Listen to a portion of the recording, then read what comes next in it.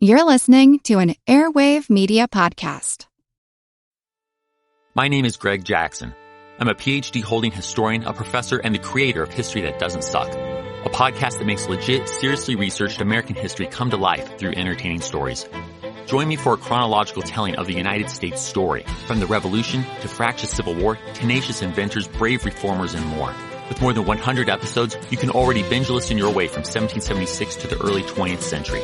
Listen to History That Doesn't Suck on Spotify.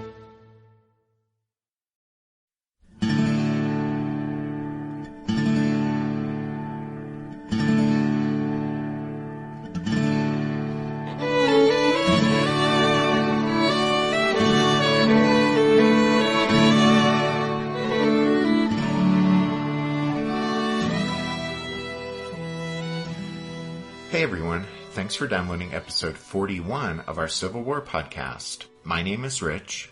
And I'm Tracy. Hello y'all, welcome to the podcast. Y'all will remember that we used the last show to bring Robert E. Lee's life up to speed with the podcast timeline. And we ended the episode with his resignation from the U.S. Army on April 20th, 1861.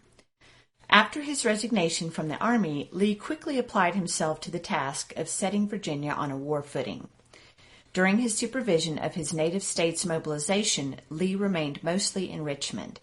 Also in Richmond at the time was Confederate Vice President Alexander Stephens. Stephens was there to champion the establishing of close relations between the Confederate government and Virginia, even though the Old Dominion's secession wouldn't be official until it was ratified by the state's voters on May 23rd. Stephens' mission was obviously a success since, as we mentioned previously on the podcast, well before that May referendum, on April 27th, the Virginia legislature invited the Confederate government to select Richmond as its new capital. But in April, Alexander Stephens was also concerned to sound out Robert E. Lee and secure Lee's loyalty to the larger cause of the Confederacy. Lee affirmed that he would not quibble or quarrel about matters of rank and status in the new Southern Army, and that he would mobilize Virginia's military forces and cooperate in any way he could with the Confederate government. But Robert E. Lee's activities in Virginia were by no means unique. Across the rest of the Confederacy, the other Southern states were also busy raising troops, training them, equipping them, and stationing them at key points close to home, or else placing the newly organized regiments under the control of the Confederate government. So in the spring of 1861, we have both the North and the South hard at it, raising regiments, equipping them with arms and uniforms, organizing war production, supply, and transportation. But what was the goal of all this martial activity? Now that may seem like a pretty simple question. You could answer it by saying, well, duh, the goal of all that activity on both sides was to get ready to fight the war. Well, okay, fair enough. But you can't stop there. You have to ask, how was each side going to fight the war? In other words, what kind of strategy would the Union pursue? And what kind of strategy would the Confederacy pursue? And to answer those questions, we need to examine just what each side hoped to accomplish through going to war, because what each side hoped to accomplish would determine the strategy they decided to pursue. Does that make sense? Well, basically, in going to war, you have something you want to accomplish. You have a goal, right? And how you employ your armed forces in pursuit of successfully achieving that goal is called strategy. So let's start with Confederacy, since we began this episode on that side of the Mason-Dixon line. So what did the South want to accomplish in 1861? Well, very simply, the 11 states that seceded and formed the Confederacy wanted to successfully establish the independence of their Southern slaveholding republic. The new Confederate States of America had but one objective: to establish itself as a full-standing independent nation. And what was obvious from the start is that this did not require the conquest of the North. The new nation had only to maintain its existence and gain formal international recognition. That political aim seemed to indicate that a defensive military strategy was called for. In other words, since the war aim of the Confederacy did not require the conquest of the North, the South could remain on the strategic defensive and still win the war.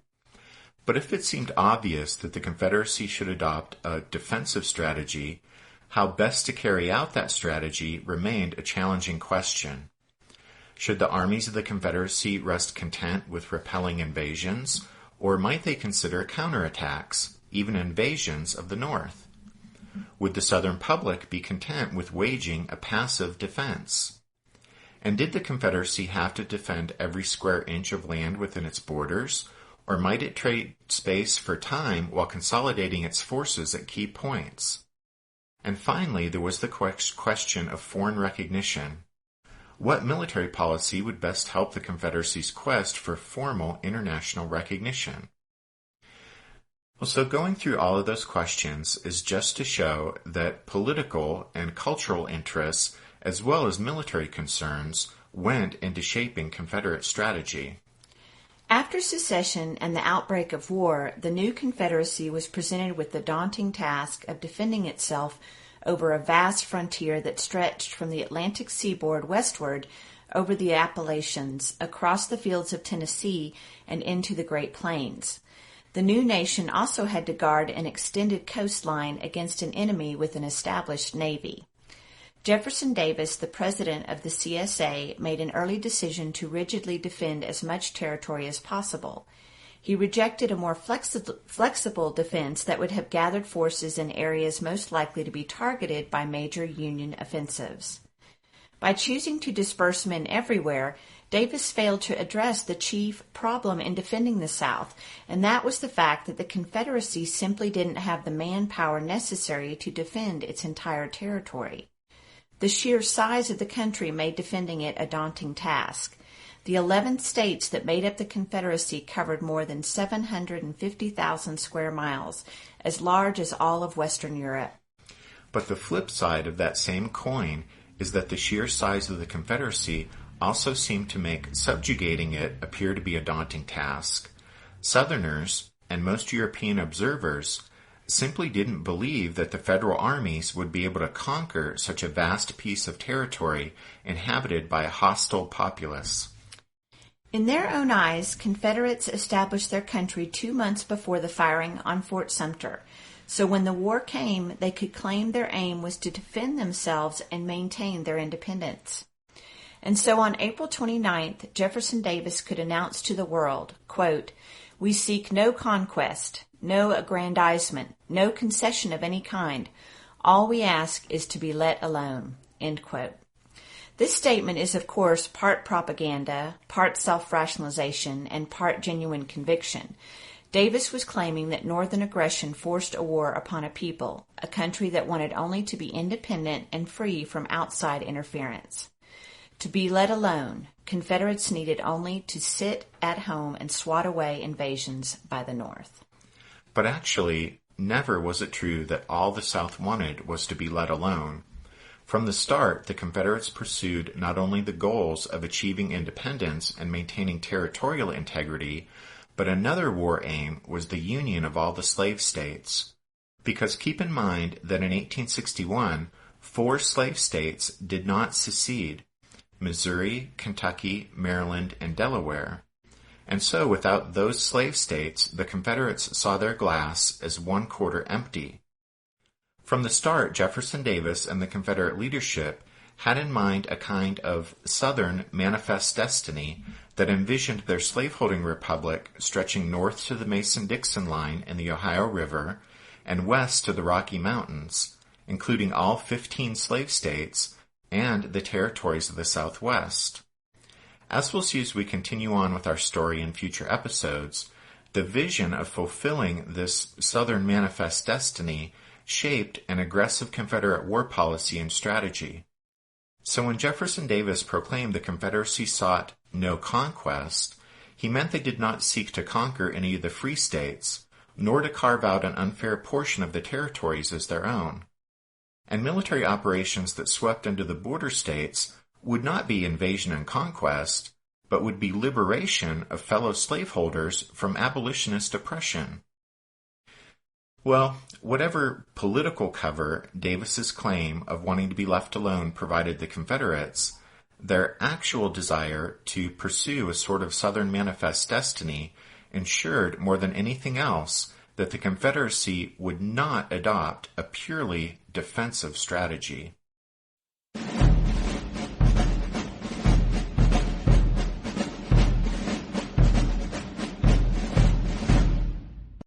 As we'll see, just as it was for the Confederacy, for the Union, determining how to wage the war was also just as dependent on political concerns as it was on military factors. But to start off, let's ask, in 1861, what did the North want to accomplish by going to war? Well, very simply, in 1861, the North fought to put down the rebellion and reunite the country. As we said previously on the podcast, Abraham Lincoln, when faced with secession, Lincoln was willing to go to war to preserve the Union. But how best to achieve that goal remained a challenging question for some time after the beginning of the war. As we'll see as we continue with our story in future episodes, the Lincoln administration started off in 1861 looking to wage a limited war, but then eventually decided total war was needed to defeat the Confederacy. Or if you prefer, some people use the terms soft war and hard war to describe the transition in federal strategy. But the North initially started off with a strategy that emphasized limited or soft war because Lincoln and Seward and many others held on a long time to the belief that old loyalties to the Union would revive in the South if the North followed a conservative course in waging the war. In this conservative course, or in this limited or soft war strategy, it was stressed that the North was going to war to preserve the Union, not to upset the Southern apple cart by messing around with the South's institutions and way of life. In other words, Lincoln in 1861 wanted it to be perfectly clear to everyone that the North wasn't going to war to free the slaves and destroy the South's way of life. No, the North was simply going to war to reunite the country. Now, with rebellion having become war, the Confederate armies obviously had to be defeated, but the object of the Union war effort was to be friendly reunion, and so the Confederacy must be conciliated even as war was being waged. This delicate balance between carrot and stick would be achieved by a limited or soft war strategy that saw scrupulous protection given to unarmed Southerners and to Southern property, including slaves, and the military actions of the war would be conducted so that they would not unduly inflame passions or anger on either side. This soft war strategy was exemplified by the mindset of Union General George McClellan, who would assure Virginians, quote, "I have not come here to wage war upon the defenseless, upon non-combatants, upon private property, nor upon the domestic institutions of the land. I and the army I command are fighting to secure the Union and maintain its constitution and laws, and for no other purpose." End quote. The soft war strategy was based on an erroneous but widely held assumption in the North that there was a residual loyalty to the Union among the silent majority of Southerners. And so once the federal government demonstrated its firmness, such as by establishing a blockade and by raising large armies, then those presumed legions of Southern Unionists would rise up and bring their wayward states back into the Union.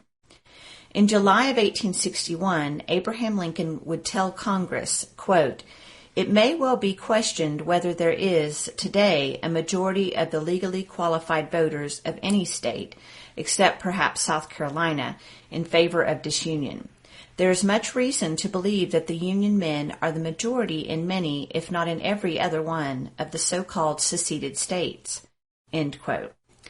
And so at the start of the war, to conciliate that supposed silent majority of Southern Unionists, we find Lincoln promising that the Northern armies would avoid, quote, "any devastation, any destruction of, or interference with property, or any disturbance of peaceful citizens."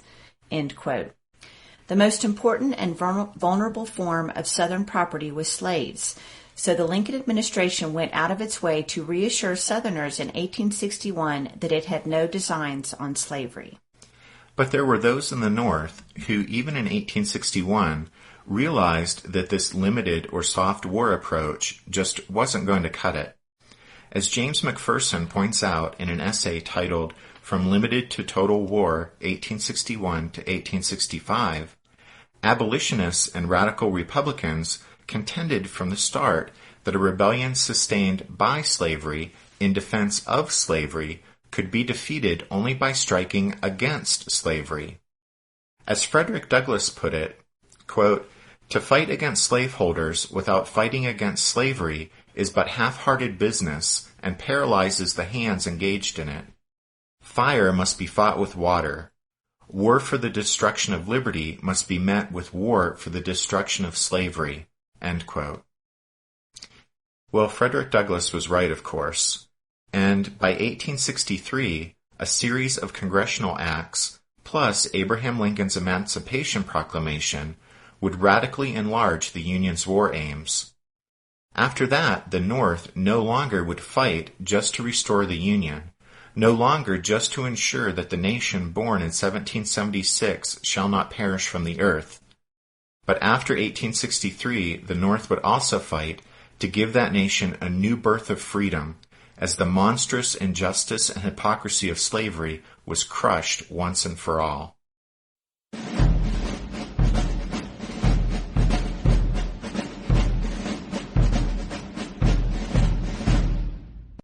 Did archaeologists discover Noah's Ark? Is the rapture coming as soon as the Euphrates River dries up? Does the Bible condemn abortion? Don't you wish you had a trustworthy academic resource to help make sense of all of this?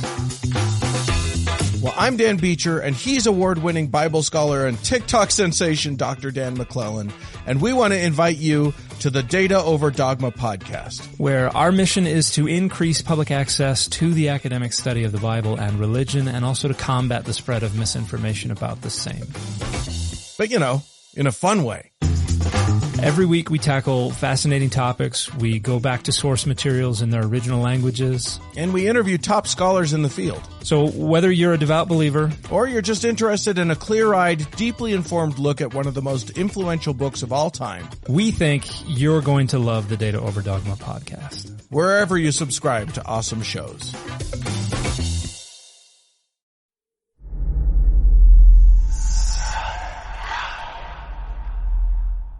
Hey y'all, spooky season is here, and if you're looking for a show to whet your appetite for a little haunted history, then I'd like to invite you to check out Southern Gothic, a chart-topping history podcast that explores some of the most infamous legends, folklore, ghost stories, and hauntings of the American South. We've covered all sorts of stuff from the Bell Witch of Tennessee to the disappearance of the Confederate submarine, the H.L. Hunley. Not to mention our deep dives into the local lore of some of America's oldest and most haunted cities, like New Orleans, Charleston, and St. Augustine. So, if you're ready for a little good old-fashioned Halloween storytelling with a commitment to quality historical research, then be sure to check out Southern Gothic today. It's available now on all your favorite podcast apps. Back in early 1861, in the time just before Abraham Lincoln's inauguration, when 7 Southern states had already seceded, Senator William H. Seward of New York and Brevet Lieutenant General Winfield Scott were concerned about the slide towards civil war. The day before Lincoln took office, Scott wrote Seward a letter setting out a number of ways the crisis might end. His own preference, he stated, was that there would be an amicable split between North and South. But, Scott wrote, if it came to war, then the Union would find itself battling with as many as 15 seceded slave states, and such a struggle would last at least 3 years. The North, the old General-in-Chief continued, would require an army of 300,000 men and, quote, commanders of genius, end quote, to win that conflict. Scott predicted that the cost of victory in human life and national treasure would be inconceivable. During the week that followed Lincoln's inauguration, Scott's letter appeared in all of the leading newspapers in both the North and South. In his excellent book, Days of Defiance, Maury Klein gives us this portrait of Winfield Scott. Quote, "The general had long been Washington's most imposing monument, but he was now more like some ancient ruin, a magnificent mountain of a man, eroded and crumbling with age, but still impressive in appearance. Standing a quarter of an inch above Lincoln's 6'4", he walked even a short distance with great difficulty. Age, infirmity, and an Epicurean palate had ballooned his massive frame to somewhere around 300 pounds. At 74 he could no longer sit on a horse, was afflicted with dropsy, and had lost the fire that once energized his blue eyes. Only his vanity, swollen with age like his girth, was equal to his reputation as the nation's foremost military hero since the sainted Washington." End quote. But while Winfield Scott was obviously not physically up to the stressful task of directing the day-to-day operations of the Union armies, there was nothing wrong with his ability to draw on a lifetime's worth of lessons in the American military to craft a war-winning strategy for the North. Winfield Scott eventually presented a strategic plan to the president that called for outflanking Richmond and its defenders by fighting the war from west to east. You see, Scott was certain the Confederates would devote a large field army to the defense of their capital city and northern Virginia, where the terrain heavily favored the defense. And therefore, a Richmond-based strategy would most likely result only in stalemate in the short term and would take years to produce victory. So Scott proposed to only maintain holding forces in the Eastern Theater, while out west, a force of 80 to 85,000 men, starting in Cairo, Illinois, was sent down the Mississippi to New Orleans. The drive south would be spearheaded by a specially built fleet of gunboats. With 4.5 months to train the Union's volunteer army and a campaign beginning in November 1861, then cut the Confederacy in half down the line of the Mississippi, and with luck, New Orleans might fall in the spring. The entire rebellion would collapse soon after, and the war would be over by the summer of 1862. Winfield Scott's plan took into account military, political, and economic factors. According to the plan, the Union's control of the Mississippi River corridor, combined with the growing effectiveness of Lincoln's naval blockade, would result in the Southern economy grinding to a halt. And in order to minimize casualties on both sides, no major military offensives would be conducted in the East or would move into the Confederate heartland, thus giving political conciliation a greater chance to work on the latent Unionism everyone was sure was still present throughout the South. Scott's staff, working on the final plan, recorded his calculation that the war could be over by the summer of 1862, and to others the old general-in-chief even optimistically predicted that his strategy could defeat the rebellion by the spring of '62. Back in March, when Scott had written to Seward to say that if the crisis led to civil war, the struggle would take at least 3 years, and the North would have to field an army of 300,000 men, the press had reacted with scorn. There was a cartoon that portrayed a large black snake slowly crushing the South to death over a period of 3 years. This, the cartoonist scoffed, was the feeble old general's anaconda strategy. It appears that that memorable image, along with some later sketchy cut-and-paste reconstruction of some correspondence between George McClellan and the General-in-Chief, led the President's secretaries, John Hay and John Nicolay, after the war to mistakenly label Scott's final strategy as the notorious Anaconda Plan in their 10-volume biography of Abraham Lincoln. But in reality, Winfield Scott's final plan actually predicted that victory could be achieved according to a much quicker timeline, by the summer of 1862.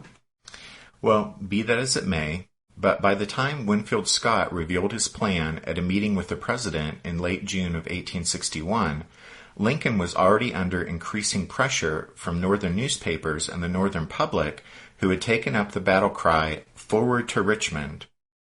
For weeks, the governors most enthusiastic about raising and equipping regiments for federal service had been pressing Lincoln to advance into the South, and the northern press quickly took up the cause, pointing out that the Union armies were 150,000 strong and growing, while ignoring the fact that the eager volunteers were still raw and untrained in anything beyond simple drill.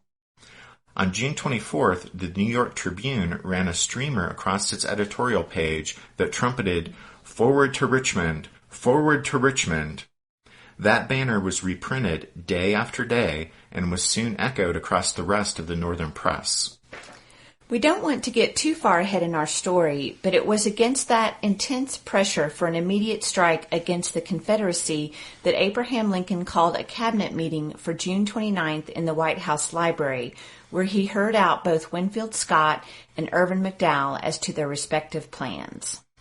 A month earlier, McDowell had been promoted from major to brigadier general and named to command the new Department of Northeastern Virginia. Right. But anyway, at that meeting in the White House Library, Lincoln decided to go with McDowell's plan for an advance into northern Virginia, which led to the First Battle of Manassas, fought on July 21st.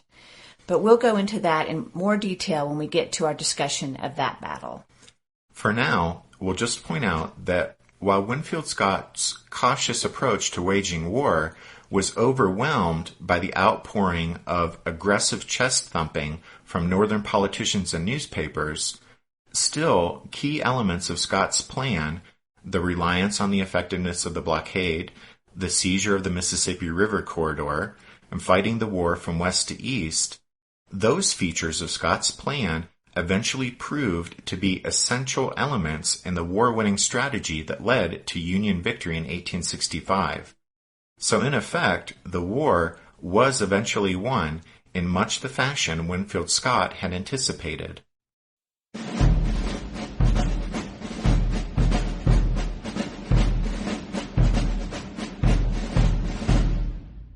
It's said that a journey of 1,000 miles must begin with a single step, and one of the very first steps in the Union's long journey in pursuit of victory took place just across the river from Washington, D.C. You guys will recall how we said previously on the podcast that for all intents and purposes, Virginia joined the Confederacy in mid-April 1861, when the state's secession convention voted to take the Old Dominion out of the Union. But we also said that the state's secession wasn't official until Virginia's voters took it up in a referendum scheduled for May 23rd. Well, by late May, with Washington safe, its connections with the North secure, and with trainloads of enthusiastic troops pouring into the capital every day, Abraham Lincoln and Winfield Scott turned their attention to the upcoming referendum in Virginia, which everyone fully expected to ratify the work of the state's secession convention. In anticipation of the referendum's result, Winfield Scott made preparations to respond immediately with an operation designed to cross the Potomac River into Virginia and seize the port town of Alexandria and also Arlington Heights, which overlooked the nation's capital. On May 23rd, the Virginians voted, and as everyone expected, they ratified the Articles of Secession, and so Winfield Scott put his plan into motion. At 2 a.m. on the morning of May 24th, under the light of a brilliant moon, 3 detachments of Union infantry, supported by some artillery, moved out from the Washington side of the Potomac. The operation was under the overall command of Colonel Joseph K. Mansfield, a 58-year-old regular Army staff officer who was a favorite of the old General-in-Chief's. Back in April, with Union troops starting to pour into the capital, Scott had assigned Mansfield to the command of the newly created Department of Washington. But then, since most of the forces assigned to this particular operation were from New York, field command was assigned to Charles W. Sanford, a major general in the New York militia. This small invasion of northern Virginia was designed to be a 3-pronged assault across the Potomac. The right wing, a column under the direction of regular Army Captain W. H. Wood, consisted of the 69th, 28th, and 5th New York regiments. That column crossed the Potomac over the Aqueduct Bridge. Downstream, regular Army Colonel Samuel Heintzelman led the 1st Michigan, the 7th, 12th, and 25th New York, and the 3rd New Jersey over the river via the Long Bridge. And finally, the celebrated Colonel Elmer Ellsworth and his fire zouaves crossed the Potomac on a steamer and landed directly at Alexandria's waterfront. Now, you have to understand that the 24-year-old Ellsworth was about as close to being a rock star as you could get in 19th century American society. Before the war, when almost every American town sponsored its own volunteer militia company, Ellsworth turned himself into the nation's foremost parade ground soldier as commander of the U.S. Zouave Cadets, whom he had transformed from a lackluster group of Chicagoans into a champion drill team. Ellsworth modeled his unit after the exotic French Zouaves of Crimean War fame, dressing the men in a uniform based on the North African soldier's native costume, a combination of short, collarless, bolero-style jacket heavily decorated with false pockets, a sleeveless vest, baggy red trousers, and white canvas gaiters. Using a variety of the French light infantry drill and dressed in their outlandish uniforms, Ellsworth and the cadets embarked on a 6-week tour, challenging militia units in the Midwest and Eastern states to drill competitions. In New York City, thousands watched their displays, and Ellsworth became a national celebrity. Almost immediately, in both the North and South, many militia companies adopted their own colorful, fanciful versions of the French Zouave uniform. As for the dashing young Elmer Ellsworth, a friend said, quote, "His pictures sold like wildfire. Schoolgirls dreamed over the graceful wave of his curls." End quote. Ellsworth was also a particular friend of Abraham Lincoln, having clerked briefly in Lincoln's Springfield, Illinois law office. Ellsworth campaigned for Lincoln in 1860, and then as a bodyguard he accompanied the president-elect on his inaugural journey eastward. When war came, Ellsworth hastened to New York City to raise a Zouave regiment for the Union. Most of his recruits were tough Manhattan volunteer firemen, and thus was born the 11th New York Volunteer Infantry Regiment, also known as the Fire Zouaves. Departing New York on April 29th, the Fire Zouaves were welcomed by President Lincoln himself when they arrived in Washington, and Presidential Secretary John Hay described them as a, quote, "jolly, gay set of blackguards," end quote. And Hay's description was borne out by the firemen's wild antics while they were billeted in the nation's capital. Ellsworth pulled strings to guarantee his men would be part of the expedition to seize Alexandria and Arlington Heights. And so at daybreak on May 24th, 1861, a steamer put Ellsworth and the Fire Zouaves ashore at an Alexandria dock. Ellsworth was resplendent in a new uniform, and pinned to his chest was a gold medal that was inscribed in Latin, "Not for ourselves alone, but for country." As they advanced into the town from the waterfront, the Union soldiers met no resistance. Alexandria's only Confederate defenders, a sprinkling of local Virginia militia, were hurriedly skedaddling. Ellsworth dispatched one company to capture the railroad station, while he and a small detachment set off to take the telegraph office. A few blocks up King Street, Ellsworth's group came upon an inn, the Marshall House, which was flying a large Confederate flag from the roof.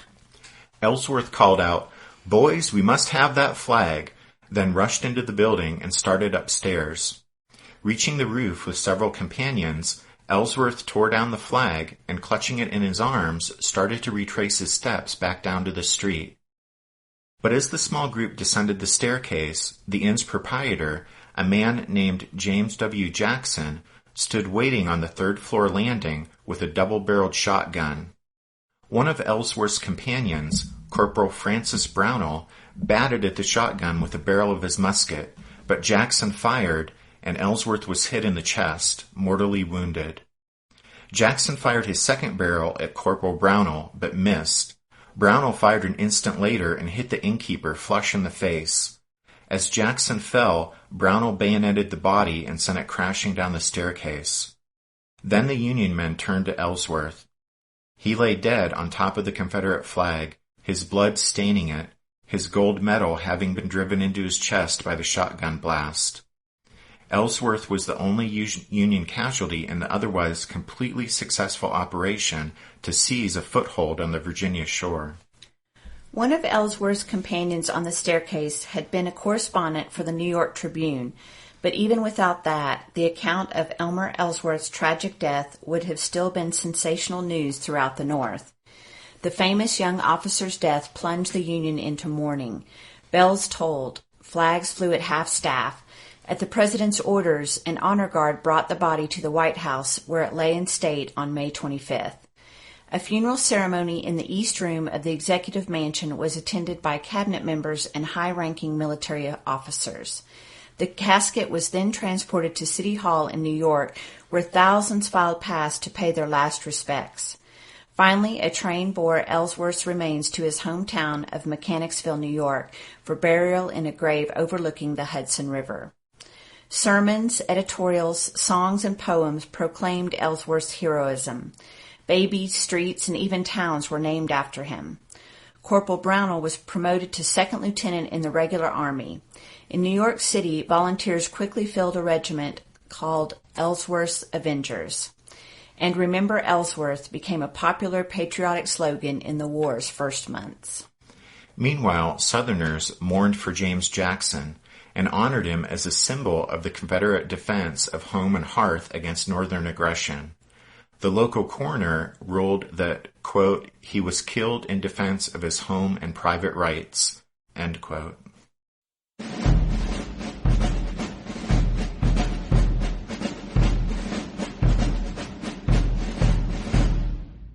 We wanted to share what we think is an interesting footnote, but on the same day that Elmer Ellsworth and James Jackson were killed in Alexandria, on the same day the Union regiments were crossing the Potomac and seizing that first foothold in Virginia, a fellow out in Illinois wrote a letter to U.S. Army Adjutant General Lorenzo Thomas.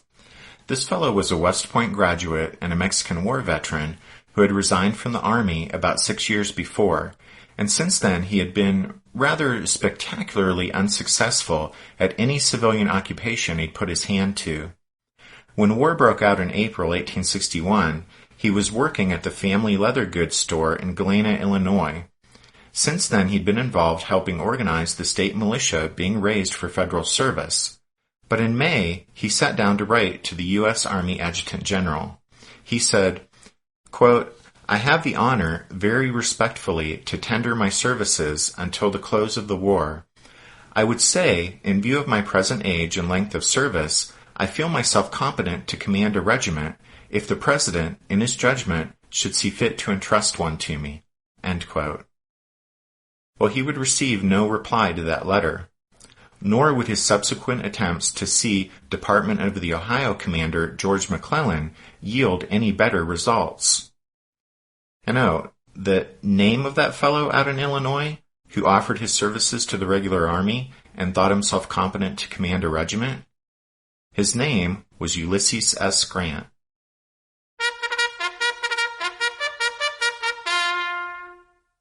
That means it's time for this episode's book recommendation.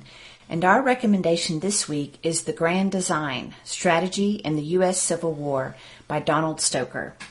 If you're interested in a book that gives a really outstanding grand overview of the strategies of both the Union and Confederacy, then The Grand Design needs to be in your Civil War library. Stoker, from the big picture strategic vantage point, offers a clearly communicated military and political history of the war that explains the hows and whys of both the Confederate and Union's pursuit of victory. So that's The Grand Design, Strategy in the U.S. Civil War by Donald Stoker. As always, you can find all of our book recommendations at the show's website, which is www.civilwarpodcast.blogspot.com. And then we want to thank a couple of y'all who made your way to the website this past week and made donations to the podcast. So thank you to Mitchell H. and Andrew L. Yeah, thanks, guys. Just yesterday, we used your donations to order a couple of new books. Well, some new used books. But anyway, we really appreciate your support of the podcast. And then we also want to thank Spiritwood Music for giving us permission to use their song Midnight on the Water as the music at the beginning and end of every episode. And thanks to all of y'all for listening to this episode of the Civil War, 1861 to 1865, a history podcast. We hope you'll join us again next week when we look at the Philippi races. But until then, take care. Thanks, everyone. Bye.